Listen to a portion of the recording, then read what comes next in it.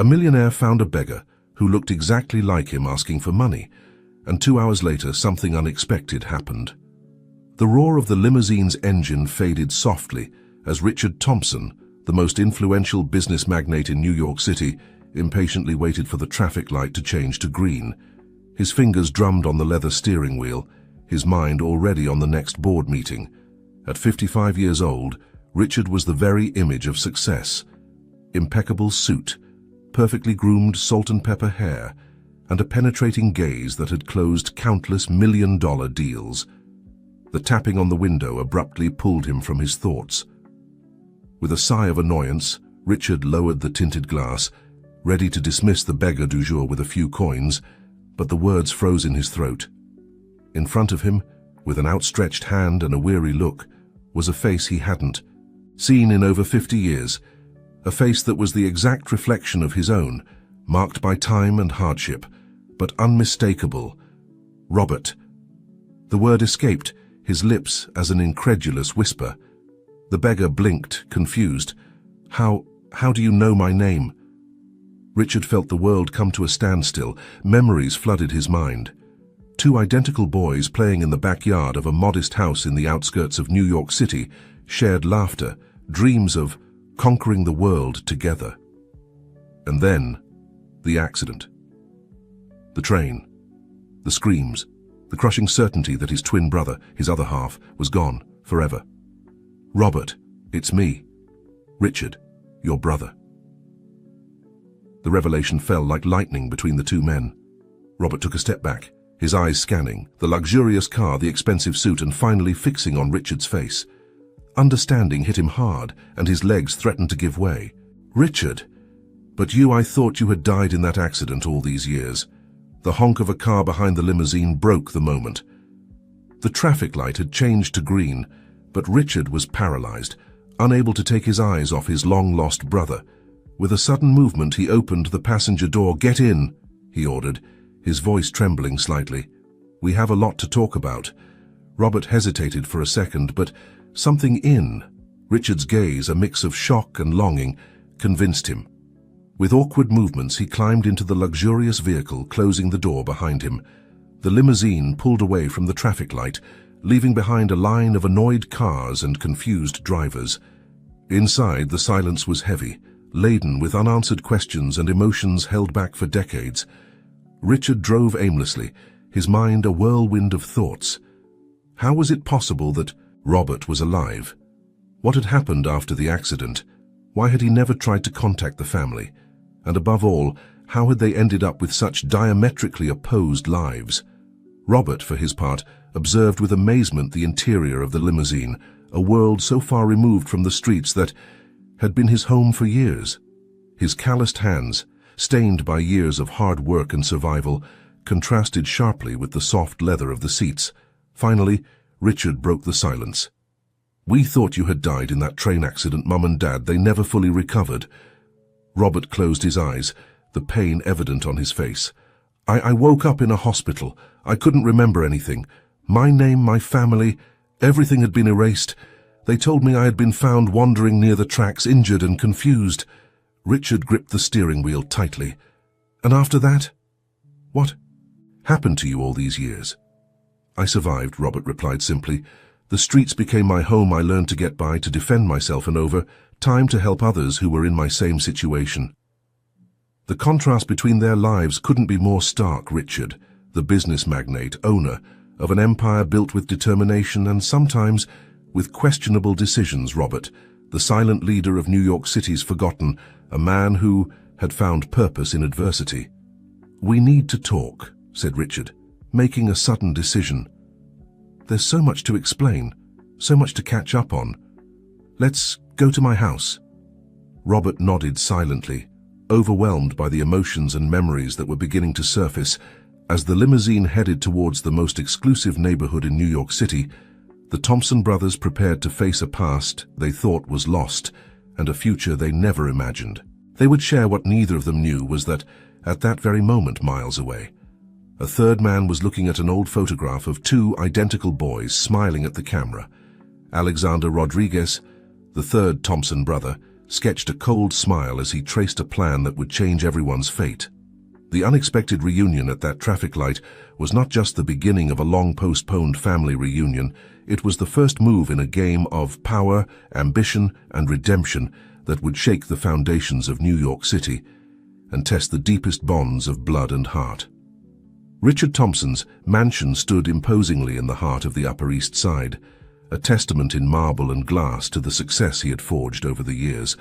For Robert, crossing the threshold of that house was like entering a completely alien world, a cruel reminder of how different their lives had been. Richard guided his brother to a spacious study where a bottle of aged whiskey and 2 crystal glasses awaited them.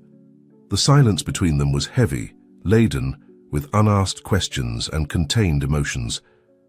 "Please sit down," said Richard, pointing to a leather armchair. Robert obeyed, uncomfortable, his worn clothes contrasting sharply with the luxury surrounding him.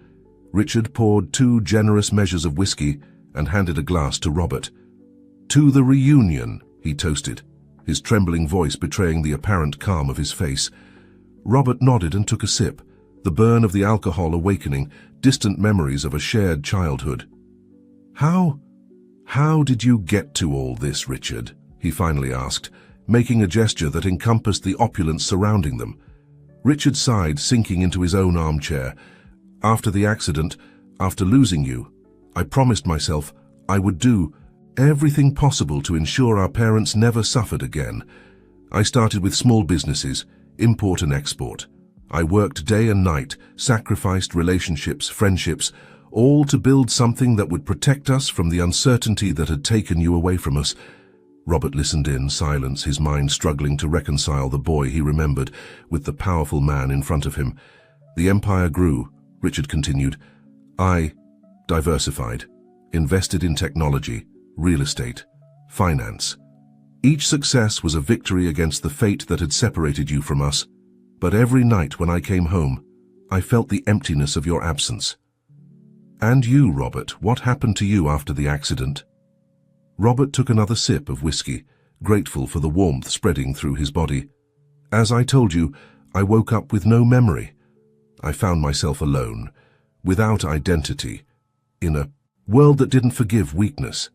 The streets of New York City became my home and my school." His gaze was lost in the distance, reliving years of struggles and discoveries. "I learned to survive, but I also discovered that there were others like me, forgotten people, marginalized over time. I became a kind of leader for them. We organized protests, created support networks. We didn't have much, but we had each other." Richard listened, fascinated and horrified in equal parts. The idea of his twin brother living on the streets, fighting day by day to survive, was like a stab in the heart. "Robert, I'm so sorry. If we had searched more." Robert raised a hand, stopping his brother's apologies. "The past is the past, Richard. We can't change it. The question is, what do we do now?" Before Richard could answer, the study door burst open. An elegant woman, in her 50s, entered with a determined step. "Richard, where have you been? The board of directors is furious. You've missed the most important meeting of—" Her voice trailed off as she saw Robert. Her eyes widened, moving from one brother to the other in disbelief. "Sarah, honey," said Richard, standing up. "I'd like you to meet Robert. My brother, Sarah Thompson, Richard's wife and vice president of the company, stood frozen. But Robert is dead, the accident." "It's a long story," Richard interrupted. "A story we need to share with the whole family." At that moment, Richard's phone rang insistently. Seeing the number on the screen, he frowned. "Excuse me, I have to take this call." Richard went out to the balcony, leaving Robert and Sarah in an uncomfortable silence. Meanwhile, on the phone line, a deep and threatening voice resonated in Richard's ear. "Mr. Thompson, I hope you're prepared for the storm that's coming. Your empire is about to crumble, and you don't even imagine where the blow will come from." Richard gripped the phone tightly. "Who are you? What do you want?" A cold laugh was the only response before the call was cut off. Richard stood looking at the city sprawling before him, a sense of dread settling in his chest. The reunion with Robert, which should have been a moment of joy, was now overshadowed by an unknown threat. Inside the study, Robert observed Sarah with curiosity. "So you're my brother's wife?" Sarah nodded, regaining her composure. "And his business partner, Robert. I can't imagine what you've been through, but you must understand that the sudden appearance of a lost brother, well, it's complicated." "Complicated," repeated Robert, a note of bitterness in his voice. "I suppose you're referring to the legal and financial implications of my existence." Sarah had the decency to look ashamed. "I didn't mean for it to sound like that. It's just that I'm an inconvenience to the empire you've built," Robert completed. "Don't worry, I'm not here to claim anything. My life is on the streets with the people who need me." Richard returned at that moment, his face pale and tense. "We need to talk," he said, looking at Sarah. "Something's happening in the company, and I have a feeling this is just the beginning." Robert stood up, suddenly feeling out of place. "Maybe I should go. You have important matters to attend to." "No," Richard said firmly, putting a hand on his brother's shoulder. "I just found you, Robert. I'm not going to lose you again. Besides, I have a feeling I'm going to need your help." The three looked at each other, each aware that their lives had just changed irrevocably.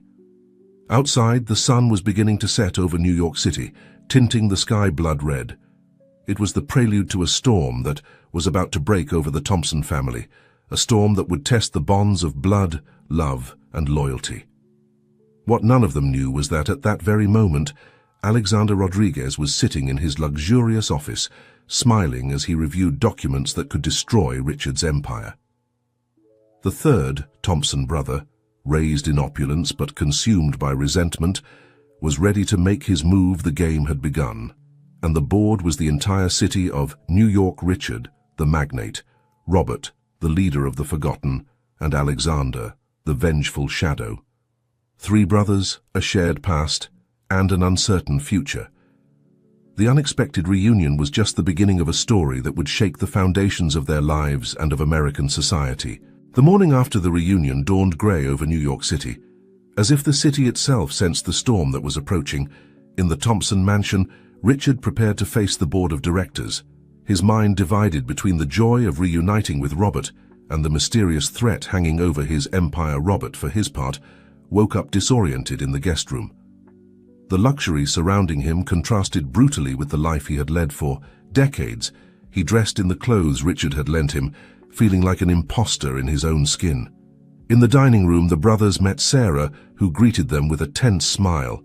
"Good morning," she said, serving coffee. "Richard, the board meeting is scheduled for 10. "We need a strategy." Richard nodded, his face a mask of determination. "Robert," he said, turning to his brother, "I know this is sudden, but I'd like you to come with me to the office. There's something I want to show you." Robert hesitated. "I don't know if it's a good idea, Richard. I don't belong in that world." "Please," Richard insisted. "You're my brother. A part of you will always belong to my world, just as a part of me will always belong to yours." Moved by Richard's words, Robert finally agreed. Meanwhile, in another part of the city, Alexander Rodriguez was preparing to deliver the first blow in his elaborate plan for revenge. At the central offices of Thompson Industries, a glass and steel skyscraper that dominated the New York City skyline, Richard and Robert were greeted by curious looks and surprised whispers. The resemblance between the brothers was impossible to ignore, and rumors began to spread like wildfire. Richard guided Robert to his office on the top floor, a spacious room with panoramic views of the city. "I want to show you something," he said, heading to a safe hidden behind a painting. From the safe, Richard extracted an old photo album and a yellowed document. "This is all I have left of our childhood," he explained, opening the album. "And this is our birth certificate. We're triplets, Robert." Robert felt the ground move beneath his feet. "Triplets? But how?" "Alexander," Richard murmured, pointing to a photo where three identical boys smiled at the camera. "Our third brother. He disappeared the same night as the accident. We never knew what became of him." Before Robert could process this new information, the office door burst open. Sarah entered, her face pale. "Richard, you need to see this." She turned on the office TV, tuning to a news channel on the screen. A man with a familiar face to the Thompson brothers was giving a press conference. "My name is Alexander Rodriguez," the man announced, his voice firm and determined. "Although perhaps I should say Alexander Thompson, I am the lost brother of Richard Thompson, the CEO of Thompson Industries, and I'm here to claim what rightfully belongs to me." Richard and Robert watched, stunned, as Alexander detailed a story of abandonment and betrayal, accusing Richard of deliberately leaving him behind to keep the entire family empire for himself. "This is a disaster," Sarah muttered. "The board of directors is in panic. Shareholders are demanding answers." Richard collapsed into his chair, overwhelmed. "I don't understand. How is this possible? We thought he had died in the accident, just like Robert. Robert, who had remained silent until that moment, stepped forward. "Richard, I need you to tell me everything, every detail of that night, of what happened afterwards. If we're going to face this, we need the whole truth." Richard nodded, his face a mix of determination and fear. "You're right, but first we have to deal with the board of directors. Robert, I know it's asking a lot, but would you accompany me? Your presence might help calm the waters." Robert hesitated for a moment, aware that he was about to immerse himself in a world he had always rejected, but looking into his brother's eyes, he saw something he hadn't seen in decades: family. "I'm with you, brother," he finally said. As Richard and Robert prepared to face the board of directors, Alexander watched the broadcast of his own press conference from a luxurious penthouse. By his side, a figure in the shadows smiled with satisfaction. "Phase 1 completed," said Alexander, raising a glass of champagne. "Soon everything Richard built will be ours." The figure in the shadows nodded. "Remember, our deal, Alexander. I help you destroy Richard and you give me control of operations in the south." Alexander smiled, a cold and calculating smile. "Of course, my dear partner. After all, business is business." The woman stepped out of the shadows, revealing a beautiful and cunning face. It was Emily Foster, Richard's ex-fiancée, and now one of the most ruthless businesswomen in America. "Let the game begin," she said, clinking her glass with Alexander's back at the offices of Thompson Industries. Richard and Robert were preparing to enter the boardroom. Before opening the door, Richard paused and looked at his brother. "Whatever happens in there, Robert, I want you to know one thing. I'm happy to have found you, and together we'll face whatever comes." Robert nodded, feeling a mix of nervousness and determination. "Together," he repeated. The door opened, and the Thompson brothers entered to face their destiny, not knowing that each step brought them closer to a truth that would change their lives forever. The boardroom of Thompson Industries was a silent battlefield when Richard and Robert entered. The board members, men and women in impeccable suits and sharp gazes, observed the identical brothers with a mixture of amazement and suspicion. Richard took his place at the head of the table, Robert standing by his side, an uncomfortable but firm presence. "Ladies and gentlemen," Richard began, his voice calm despite the inner storm, "I know you have questions. I'm here to answer them." For the next hour, Richard narrated the story of the accident, the supposed death of his brothers, and the recent discovery that both were alive. Robert observed in silence, amazed by his brother's ability to handle pressure. "And what about Alexander's accusations?" asked one of the directors, his voice laden with skepticism. "He says you deliberately abandoned him." Richard shook his head. "That's completely false. We believed that both Robert and Alexander had died in that accident. I would never have abandoned my brothers." "And how can we be sure?" insisted another director. "This situation could destroy our shareholders' trust." It was then that Robert stepped forward. "If I may," he said, his voice hoarse from disuse in formal situations, "I can assure you that my brother is telling the truth. I myself have just discovered that I have a family, a history. Richard is not the man Alexander describes." The room fell silent, weighing the words of this man who until recently had been living on the streets. There was an authenticity in Robert that was hard to ignore. Finally, Sarah spoke up. "I propose we form a crisis management team. We need to control the narrative and protect the company's image while we resolve this family situation." The board agreed to Sarah's proposal, and Richard felt a small relief. At least they had gained some time. Meanwhile, on the other side of the city, Alexander and Emily were celebrating the chaos they had unleashed. Did you see their faces? Alexander laughed, pouring himself another glass of champagne. Richard must be desperate. Emily smiled, but her eyes remained cold and calculating. Don't get overconfident, Alexander. Richard hasn't gotten where he is by being a fool. He'll have a plan. That's why I have you, darling, Alexander replied, moving closer to her. Your inside knowledge of the company is our secret weapon. Emily subtly moved away. Remember, this is a business agreement. Don't get confused. Alexander nodded, a shadow of disappointment crossing his face. Of course. Business me. Back at the Thompson mansion, Richard, Robert and Sarah gathered to plan their next move. We need to know more about Alexander, said Richard, pacing the study. Where he's been all these years, who's been supporting him. Robert, who had remained thoughtful, spoke up. I can help with that.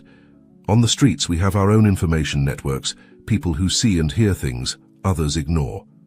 Richard looked at his brother with a mixture of surprise and admiration. You'd do that for me? For us? Robert nodded. We're family, Richard. Besides, I have a feeling there's more at stake here than just your company. Sarah, who had been reviewing documents, looked up. Richard, there's something else you should know. I've been investigating some suspicious transactions in the company. I think someone has been leaking information. A mole? Asked Richard, frowning. It's possible, Sarah replied. And if so, it could be connected to Alexander.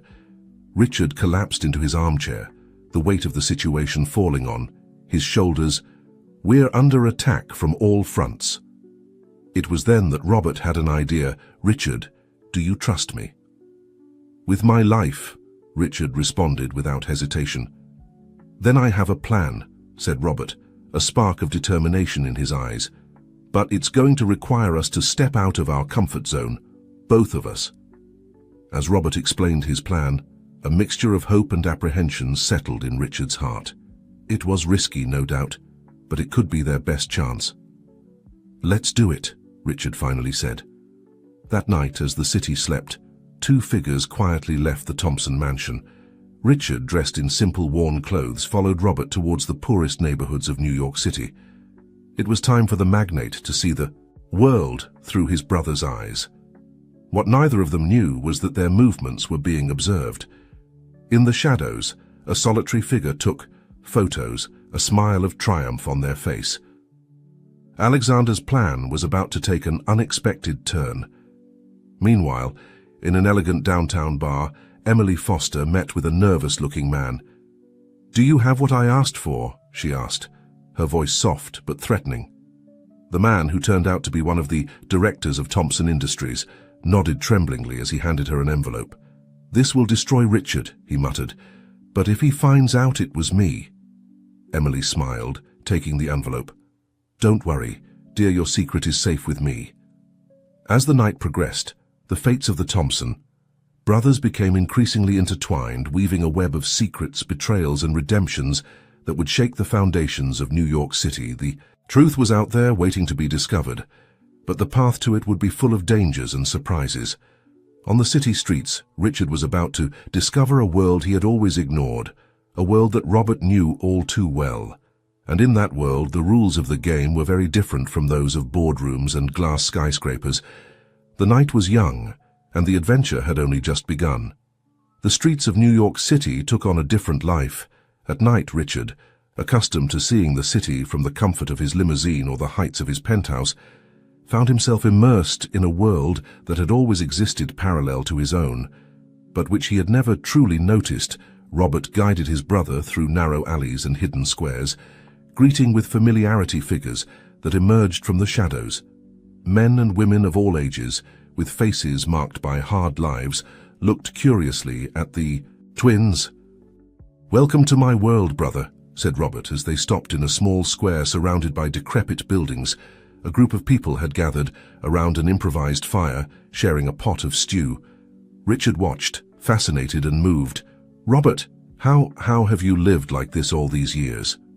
Robert smiled, a smile that mixed pride and sadness. It hasn't been easy, but here I've found a community, Richard people who take care of each other, who share the little they have. They approached the group around the fire. An older woman with a wrinkled face but kind eyes stood up to greet them. "Robert, my dear," she said, hugging him. "Who's your friend?" "Mrs. Johnson," Robert replied affectionately. "This is my brother, Richard." A murmur of surprise ran through the group. Everyone there knew Robert's story, the leader without a past who had united and protected them for years. Sit down, Mrs. Johnson insisted. "The stew is hot and there's enough for everyone." Richard soon found himself with a steaming bowl in his hands, surrounded by curious but welcoming faces. As he ate, he listened to these people's stories. Former laid-off workers, immigrants in search of a better life, young people who had fled abusive homes.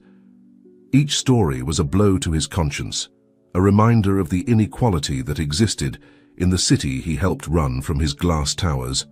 "Robert," said a young man no more than 20 years old, "is it true what they're saying, that your brother is the owner of Thompson Industries?" Robert looked at Richard, leaving him the decision of how to respond. Richard took a deep breath. "Yes, it's true, I'm Richard Thompson." The silence that followed was tense. Some looked at Richard with suspicion, others with curiosity. "And what's the great Richard Thompson doing in our humble corner?"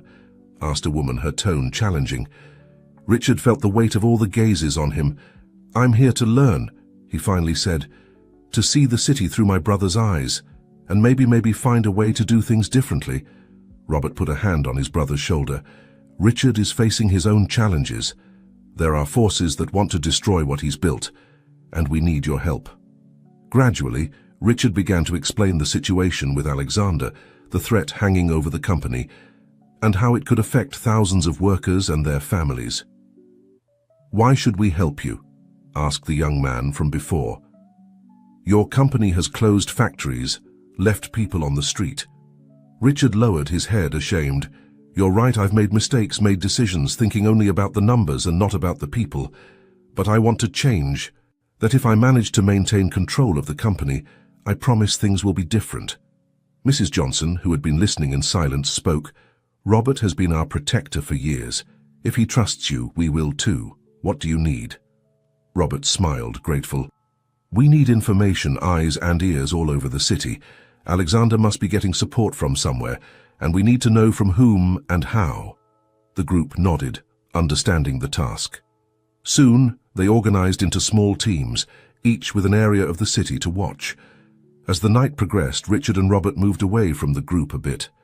"Thank you," Richard said quietly, "for showing me all this I've missed so much, locked in my world of business." Robert nodded.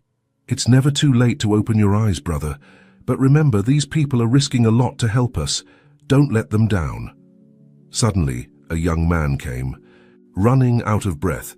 "Robert, Richard, you have to see this." He showed them his phone on the screen. A breaking news headline glowed ominously. "Scandal at Thompson Industries. CEO seen in marginal neighborhoods, shady dealings."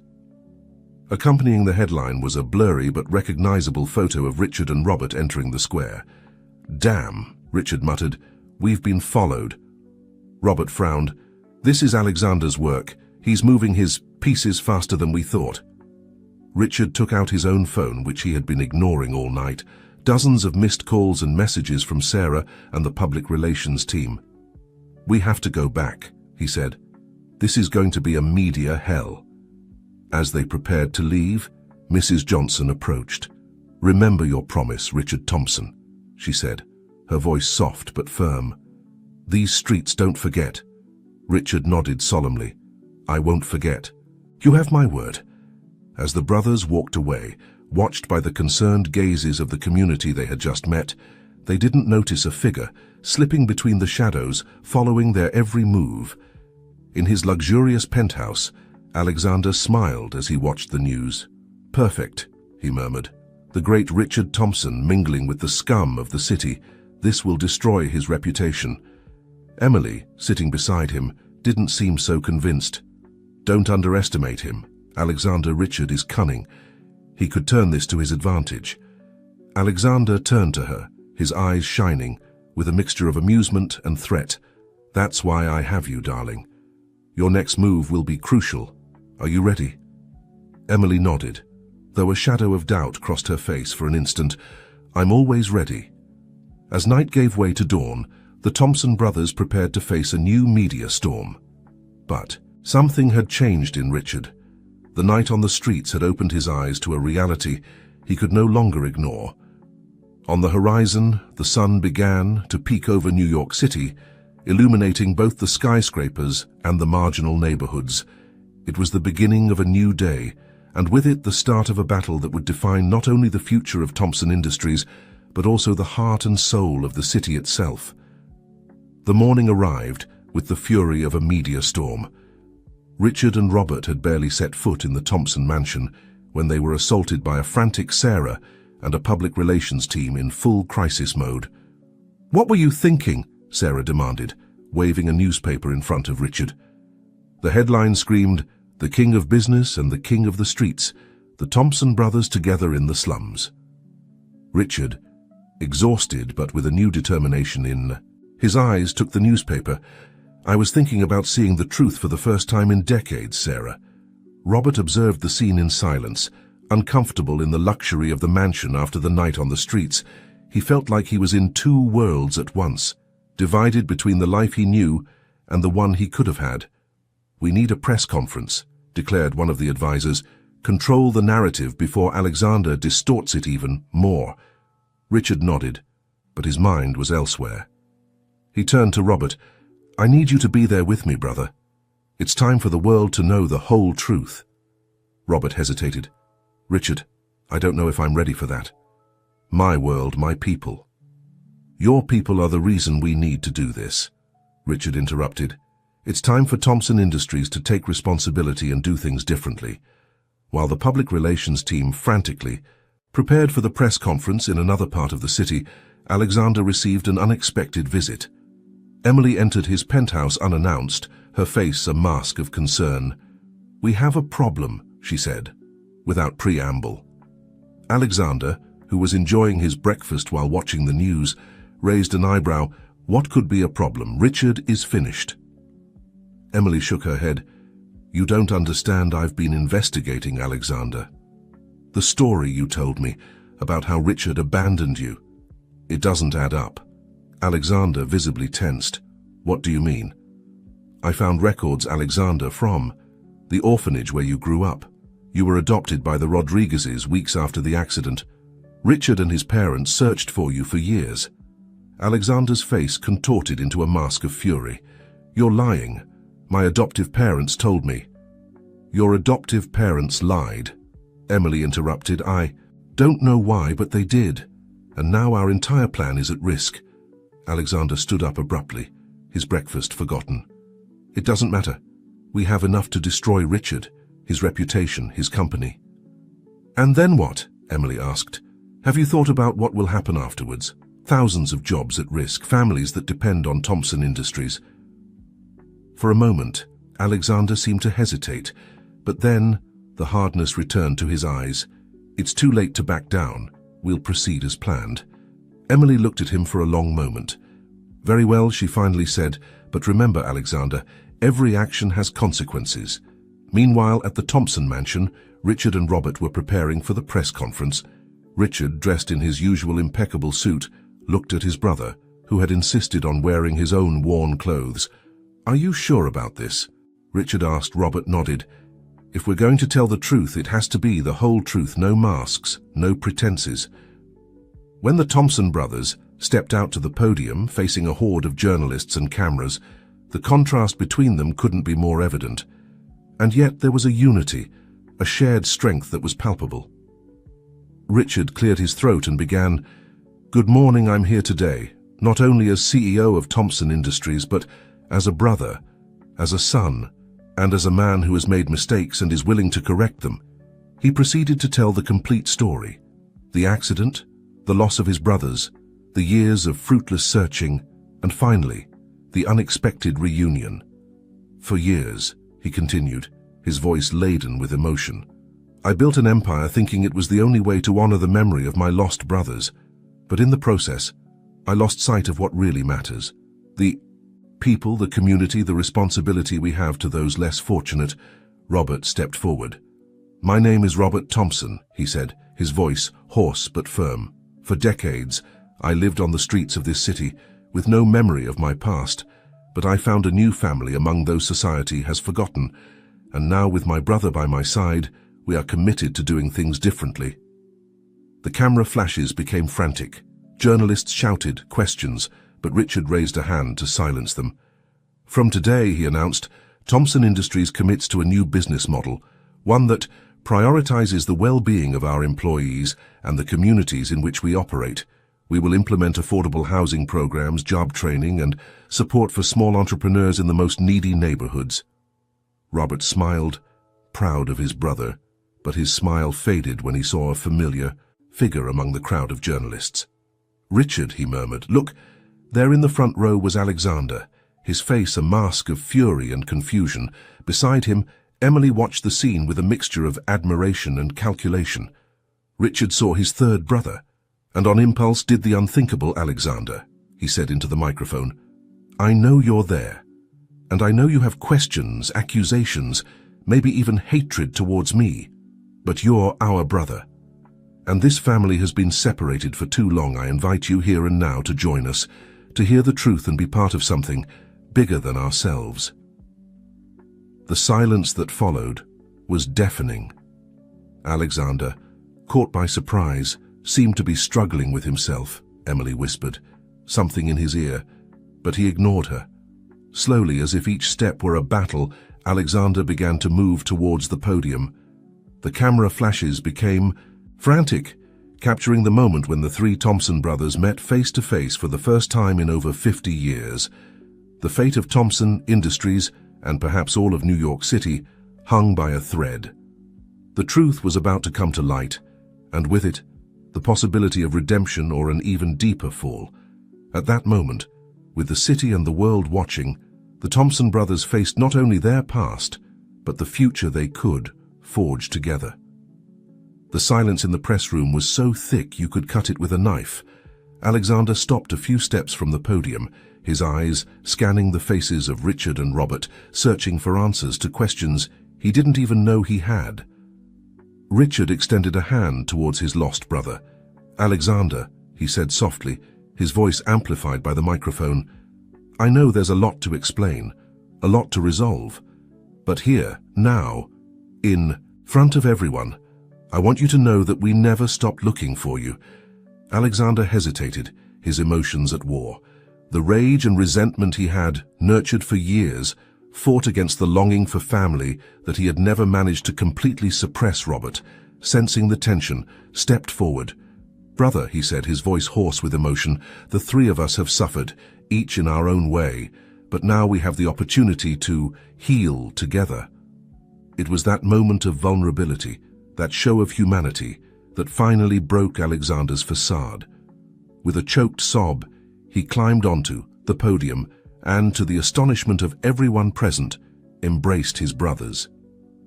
The camera flashes became frantic, capturing the moment when the three Thompson brothers reunited after more than 5 decades of separation. Among the crowd, Emily watched the scene with a mixture of emotions. Her plan for revenge against Richard was crumbling before her eyes, but something deeper, more human, began to stir within her. Sarah, who had been observing from the side, quickly took control of the situation. "Ladies and gentlemen of the press," she announced, "the Thompson family thanks you for your presence. We will be issuing an official statement in the coming hours. For now, we ask for respect and privacy for this family moment." As security guards began to escort the journalists out of the room, the Thompson brothers retreated to a private room, followed closely by Sarah. Once alone, the weight of the situation fell upon them. Alexander was the first to speak, his voice trembling. "All this time I believed you had abandoned me. My adoptive parents told me that no one had looked for me, that my biological family didn't want me." Richard shook his head, tears in his eyes. "Alexander, we searched for you for years. We hired private investigators, put ads in the newspapers. Mom and Dad never lost hope." Robert, who had remained silent, finally spoke. It seems we were all victims of the lies and secrets of others. Sarah, always practical, intervened. Gentlemen, I know you have a lot to talk about, but we have a crisis to manage, Alexander. Your public accusations against Richard and the company. Alexander lowered his head, ashamed. I'm sorry I was so blinded by resentment, so sure I had been betrayed. Richard put a hand on his brother's shoulder. The past is the past. What's important is how we move forward from here. At that moment, Alexander's phone rang. It was Emily. With an apologetic look to his brothers, Alexander answered the call. "What the hell are you doing?" Emily's voice sounded furious. "The whole plan, everything we've worked for." Alexander closed his eyes, making a decision. "It's over, Emily. I can't continue with this. The truth." "The truth?" Emily interrupted, her voice cold as ice. "You think you know the whole truth, Alexander. There are things you still don't know, things that could destroy your precious reunited family." Alexander felt a chill run down his spine. "What are you talking about?" "Come see me," Emily said, alone, "and I'll show you what really happened the night of the accident." The call cut off, leaving Alexander pale and shaking. "Is everything okay?" Richard asked, concerned about the change in his brother's demeanor. Alexander hesitated for a moment, but then decided it was time for total honesty. "There's something you should know," he said. "I haven't been acting alone in my campaign against the company. I have a partner, Emily Foster." Richard visibly tensed upon hearing that name. "Emily? But she was your ex-fiancée, I know," Alexander completed. "She found me a few months ago, told me her version of the story, of how you had betrayed and abandoned her for the company." Robert, who had been listening attentively, intervened. "And what does she want now?" Alexander looked at his brothers, doubt clear in his eyes. "She says she has information about the night of the accident, information that could change everything." A heavy silence fell over the room. Richard and Robert exchanged glances, years of unspoken secrets and pain passing between them. Finally, Richard spoke. "We'll go together," he said firmly. "Whatever the truth is, we'll face it as a family." Sarah, who had been observing the interaction, stepped forward. "This could be a trap," she warned. "Emily is dangerous, and she has a lot to lose if the truth comes out." Robert nodded, his street experience making him cautious. "Sarah's right, we need to be careful." Alexander looked at his brothers, a mixture of gratitude and determination in his eyes. "Thank you," he said softly, "for trusting me despite everything I've done." Richard smiled, a tired but genuine smile. "We're family, Alexander. That means something." As the Thompson brothers prepared to face whatever Emily had in store for them, in another part of the city, the woman in question stared fixedly at an old yellowed envelope. Inside, documents and photographs that had remained hidden for decades threatened to come to light. Emily took a sip of her wine, her mind a whirlwind of emotions and calculations. The truth she was about to reveal would not only change the fate of the Thompson brothers, but her own as well. "Let the final game begin," she murmured to herself, as the afternoon sun bathed New York City in golden tones, oblivious to the drama that was about to unfold in its streets. The sunset painted the New York City sky in reddish and golden hues when the Thompson brothers' limousine pulled up in front of an elegant building in the Upper East Side. Richard, Robert, and Alexander descended, their faces a mixture of determination and apprehension. "Are you sure about this?" Richard asked Alexander. As they entered the lobby, Alexander nodded. "We have to know the truth, whatever it may be." The elevator took them to the penthouse, where Emily was waiting for them. When the door opened, they saw her standing by the window, her silhouette outlined against the urban landscape.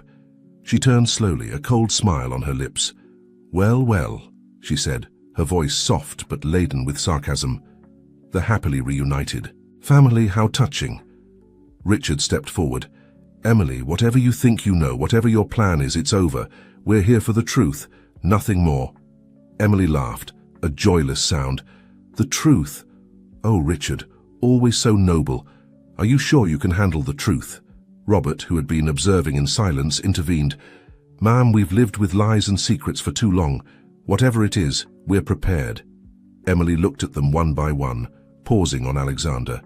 "And you, my dear partner, Are you ready for your world to crumble once again? Alexander swallowed hard but nodded. Do what you have to do, Emily. With a theatrical movement, Emily pulled out a yellowed envelope from a nearby drawer. Here it is, gentlemen, the truth about the night of the accident, about why you were separated, about the great secret of the Thompson family. With trembling hands, Richard took the envelope and opened it. Inside were old photographs, official documents, and a handwritten letter.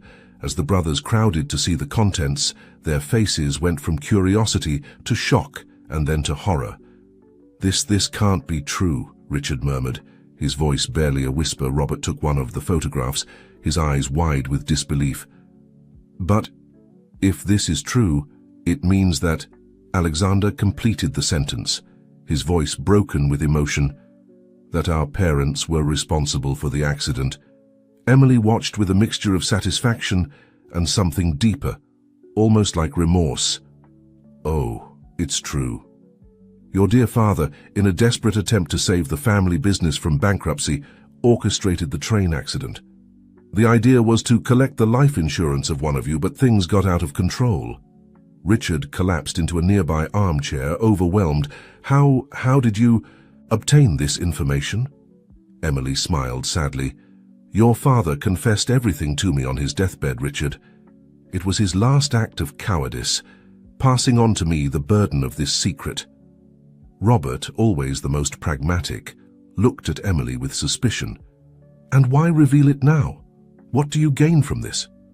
Justice, Emily replied simply, or revenge. Sometimes it's hard to distinguish between the two. Alexander, who had remained silent, processing the information, finally spoke. All this time I blamed Richard, the family, when in reality, we were all victims, Richard completed, his voice laden with pain and resignation. The silence that followed was heavy, laden with unspoken emotions and altered realities. The Thompson brothers looked at each other, now united not only by blood, but by a shared past of betrayal and loss. Emily watched them, an indescribable emotion in her eyes. And now what, gentlemen? What will you do with this truth? Richard slowly stood up, his face a mask of determination. What we should have done 50 years ago, face it together. Robert nodded, putting a hand on his brother's shoulder. As a family, Alexander, after a moment of doubt, joined them. No more secrets, no more lies. Emily watched them, a mixture of admiration and envy on her face. Well, it seems I underestimated the power of family ties. Richard turned to her. Emily, I understand your pain, your desire for justice, but this truth doesn't just affect us. Thousands of employees, their families, depend on Thompson Industries. If this comes to light, Emily smiled. But this time the smile didn't reach her eyes. Ah, Richard, always thinking of the greater good, what makes you think you have a choice? At that moment, the sound of sirens filled the air. Police lights illuminated the windows of the penthouse. Robert tensed, years of street instinct putting him on alert. What have you done? Emily shrugged with feigned innocence. Let's say I may have leaked certain information to the authorities. After all, a crime is a crime, no matter how much time has passed. The Thompson brothers looked at each other, the realization hitting them like a sledgehammer. Their reunion, their newly discovered family unity, was about to be put to the test in the most brutal way possible.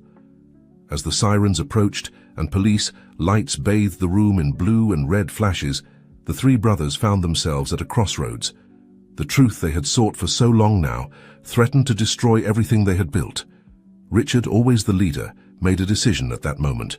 Whatever happens, he said, looking at his brothers, we'll face it together as it should have been from the beginning. Robert and Alexander nodded, a new determination shining in their eyes.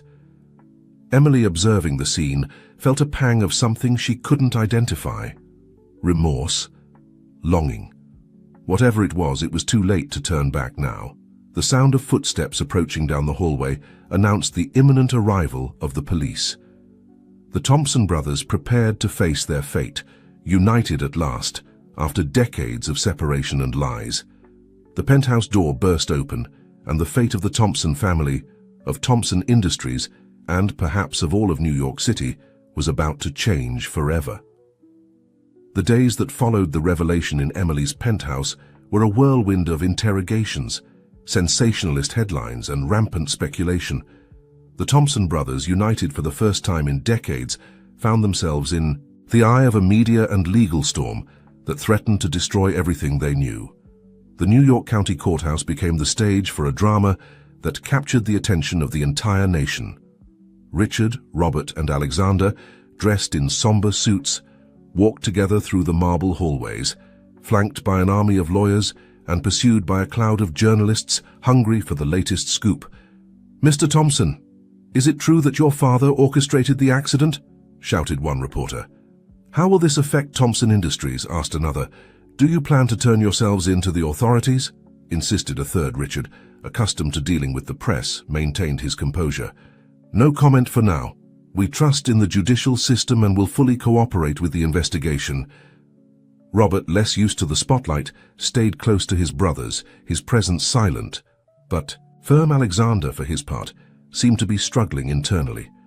The guilt for his role in exposing the family secret clearly visible on his face. In the courtroom, Judge Martinez, a stern-looking man with decades of experience, presided over the case. The prosecution, represented by the ambitious district attorney Valerie Ortiz, presented their case with fervor. "Your Honor," Ortiz began, her voice resonating in the room, "what we have here is a crime that has gone unpunished for over 50 years. An act of criminal negligence that not only cost innocent lives, but separated a family and built a business empire on foundations of deception and tragedy." The defense attorney, the renowned Dr. Johnson, counterattacked with equal passion. "The prosecution conveniently forgets that the true perpetrators of this alleged crime are no longer among us to face justice. My clients, the Thompson brothers, were children at the time of the accident, victims, not perpetrators. As the trial progressed, witnesses came and went, former employees of the railroad company, investigators who had worked on the original case, even Emily Foster, whose testimony was as dramatic as it was revealing. "Yes, it's true," Emily declared from the stand, her voice trembling slightly. "Richard Thompson Sr. confessed everything to me on his deathbed. The guilt was consuming him, and he believed that by sharing the truth with me he would somehow redeem himself." The audience in the courtroom collectively gasped. Richard closed his eyes, the weight of his father's actions falling heavily on his shoulders. Robert squeezed his brother's hand in support, while Alexander stared straight ahead, his face a mask of contained emotions. Outside the courthouse, the city of New York seemed divided. Protesters gathered daily, some demanding justice and the dismantling of Thompson Industries, others defending the company's legacy and the jobs it provided to thousands of families. In the streets where Robert had lived for decades, people gathered in vigils praying for the man who had protected and guided them for so long. In the hallways of Thompson Industries, nervous employees whispered about their future, fearing that the empire would crumble and take their jobs with it. As the trial neared its conclusion, the time came for the Thompson brothers to testify. Richard was the first to take the stand. "Mr. Thompson," District Attorney Ortiz began, "when did you learn of the true circumstances of the accident that separated your family?" Richard took a deep breath before responding, "I found out the same night as my brothers, when Emily Foster revealed the truth to us. Until that moment, I genuinely believed it had been a tragic accident." "And how did you feel when you discovered that the empire you had built was based on a lie?" Ortiz pressed. Richard looked directly at his brothers before answering. "I felt horror, shame, a deep sadness, but I also felt determination. Determination to make things right, to use the company's resources to repair as much as possible the damage caused." When it was Robert's turn, his testimony moved the room.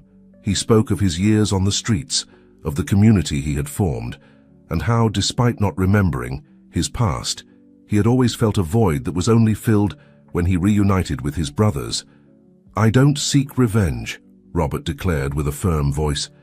"I seek justice, yes, but also redemption, not for myself but for all those who have been forgotten by society."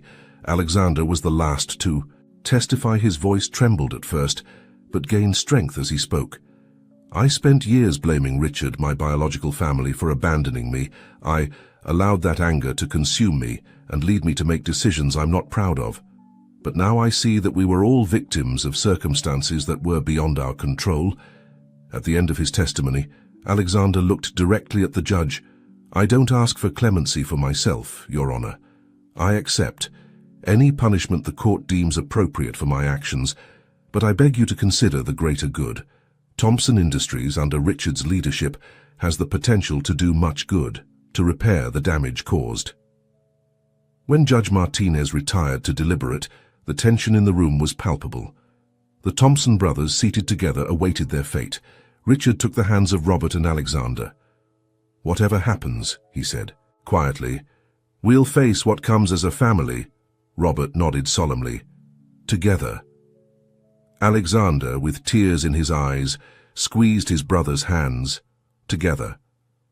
As the sun set over New York City, bathing the city in golden and reddish hues, the fate of the Thompson brothers, of Thompson Industries, and of thousands of lives connected to them hung by a thread. Judge Martinez's decision would not only determine the future of a family and a company, but would also set a precedent for how society deals with the sins of the past and the possibility of redemption. In the streets, in offices, in homes, across the city, people waited with bated breath.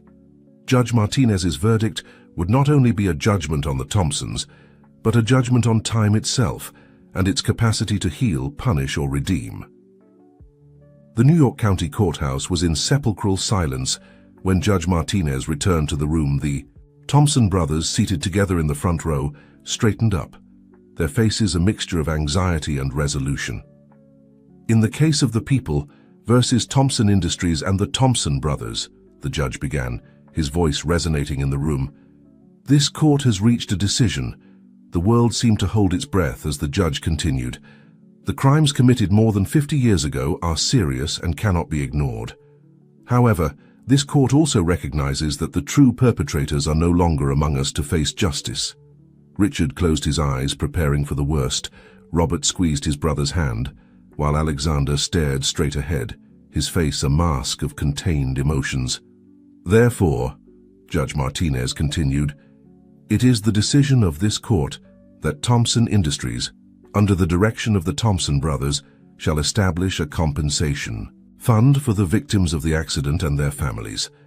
Additionally, the company will undergo a court-supervised restructuring with the aim of ensuring ethical and transparent practices in all its operations."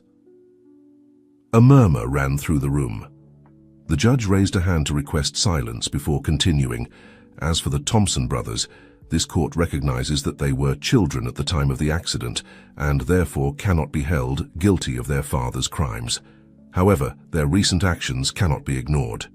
The judge addressed Alexander directly. "Alexander Thompson, for your participation in the defamation campaign against your brother and the company, you are ordered to perform 1,000 hours of community service." Alexander nodded, accepting the sentence with a mixture of relief and determination. "Richard Thompson," the judge continued, "although you are not found guilty of any crime, you are ordered to work closely with charitable and community organizations to ensure that Thompson Industries fulfills its social responsibility." Richard nodded solemnly, already planning in his mind how to implement these changes.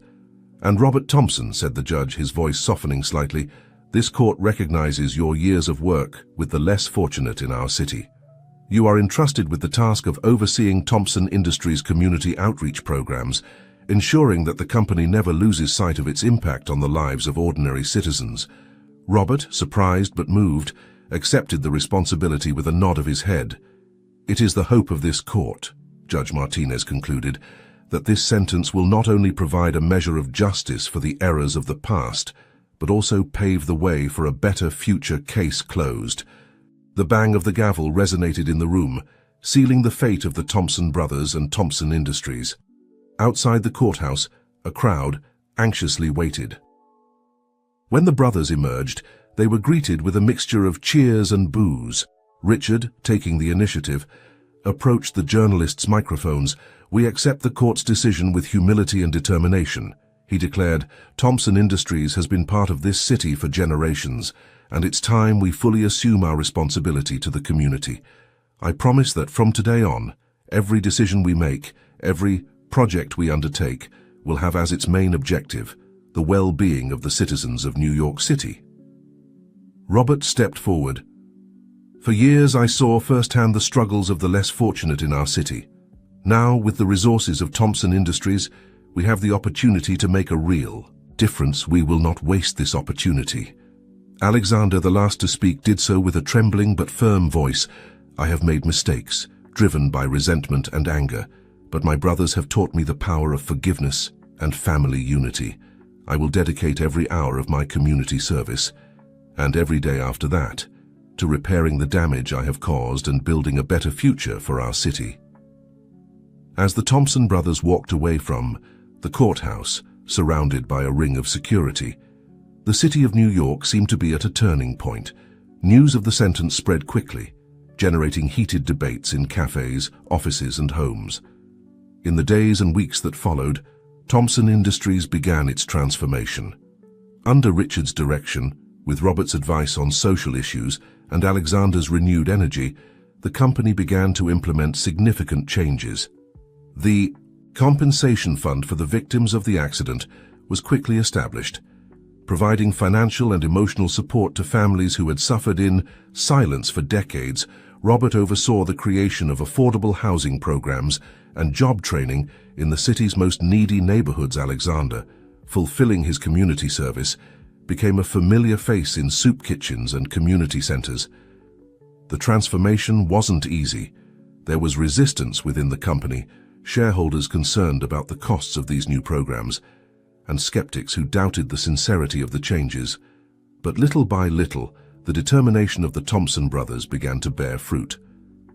6 months after the trial, on a sunny spring afternoon, the three brothers met on the rooftop of Thompson Industries' main building. From there, they had a panoramic view of the city they had sworn to serve and improve.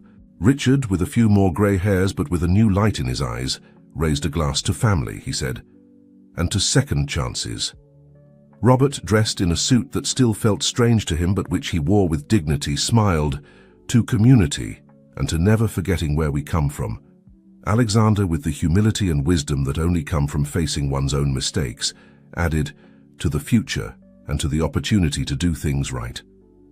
As the sun set over New York City, bathing the city in golden tones, the Thompson brothers contemplated the horizon. The past, with all its secrets and pains, was behind them. The future, full of challenges but also of hope, stretched out before them. And at that moment, united by blood, ties strengthened by forgiveness and understanding, the three knew that whatever happened, they would face tomorrow together as a family. As it should have always been, a year had passed since the trial that shook the foundations of Thompson Industries and forever changed the destiny of the brothers. New York City, a city accustomed to ups and downs, watched with caution but growing optimism the transformation of one of its most emblematic companies. On a cool autumn morning, Richard Thompson found himself at the inauguration of the first phase of the affordable housing project in Brooklyn, one of the city's most needy neighborhoods. At his side, Robert oversaw the final details, his street experience proving invaluable in the planning and execution of the project. "I never thought I'd see something like this," Robert murmured, watching as excited families received the keys to their new homes. "I spent so many years fighting for crumbs, and now—" Richard put a hand on his brother's shoulder. "This is just the beginning, Robert. Your vision, your knowledge of people's true needs is what makes all this possible." As they cut the inaugural ribbon, a familiar figure approached from the crowd. It was Mrs. Johnson, the woman who had taken Robert in during his toughest years on the streets. "My boys," she said, hugging both brothers with tears in her eyes, "look at what you've accomplished. You're changing lives." Robert, moved, formally introduced Mrs. Johnson to Richard. "She was my family when I had no one else," he explained. "Without her, I wouldn't be here today." Richard, understanding the weight of those words, took Mrs. Johnson's hands. Thank you for taking care of my brother when I couldn't. You'll always have a special place in our family." In another part of the city, Alexander Thompson was completing his last hours of community service at a rehabilitation center for addicts. What had begun as an obligation had become a passion. Alexander discovered that helping others overcome their demons was helping him face his own. "Remember," he said to a group of young people in recovery, "every day is an opportunity to rewrite our story." Believe me, I know from experience. After the session, Alexander received a call from Richard. "How's everything going, brother?" Richard asked. "Better than I ever imagined." Alexander replied, "I think I've found my calling. I'm thinking of establishing a foundation to expand these rehabilitation programs." "You have our full support," Richard affirmed. "In fact, I have a proposal for you. How would you like to lead the new social responsibility division of Thompson Industries?" Alexander was speechless for a moment. "Richard, I don't know what to say. After everything I did." "The past is past, Alexander." Richard interrupted. "You've proven your worth and your commitment. It's time for you to come home to the company, but this time doing what truly passionate you." That night, the three brothers gathered for dinner at the Thompson mansion, something that had become a weekly tradition. Sarah, who had been instrumental in restructuring the company, joined them. "I have news," Richard announced once everyone was seated.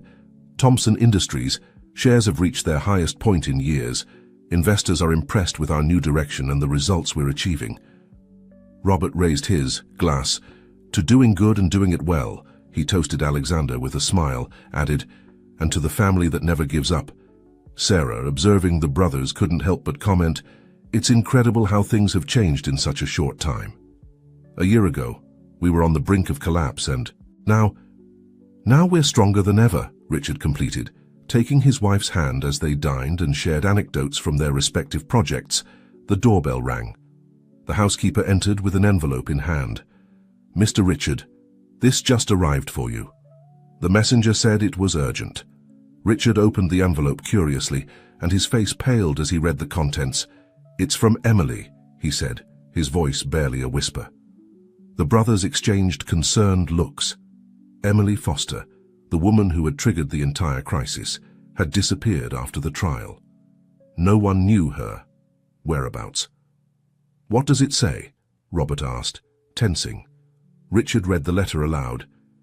"Dear Thompson brothers, a year has passed since our paths crossed in the most dramatic way possible. I have been observing from the shadows, seeing how you have transformed not only your company, but your lives and the lives of many in New York City. I confess that when I revealed the truth about the accident, I was driven by rancor and a desire for revenge. I never imagined that so much light could be born from that darkness. I write to you not to seek forgiveness, but to offer you one last piece of the puzzle. Attached you will find documents that prove that your parents, in the last years of their lives, tried to amend their mistakes.